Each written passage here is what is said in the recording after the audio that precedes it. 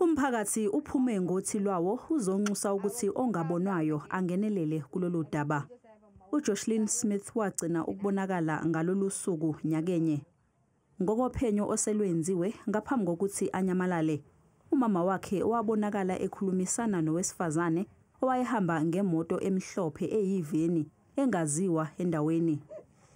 uJocelyn Smith wayengayile esikoleni ngalolu suku.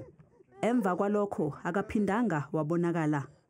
Umalume kaJocelyn ucela ukuthi umama wakhe akhulume iqiniso ngokuthi kwenzakalani enganeni. I would appreciate it a lot. That will make me feel better and everyone here around. I'm feeling like a small piece of me is also gone. Really, it hurts me really. Kusaphele usuku uJocelyn enyamalele, umphakathi waphuma inqina umthungatha kwaze kwangenelela namaphoyisa neqembu iPatriotic Alliance. Kuze kube manje akakatholakali. Bathathu abantu asebeboshiwe ngaleli cala, okubalwa kubo umama wakhe uJocelyn, yisoka lakhe kanye nomngani wabo. Babhekene necala lokushushumbisa ngabantu nelokuthumba.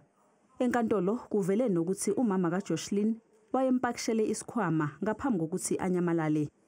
Izinsolo abhekane nazo ezokuthi kungenzeka yini ukuthi wayidayisa lengane.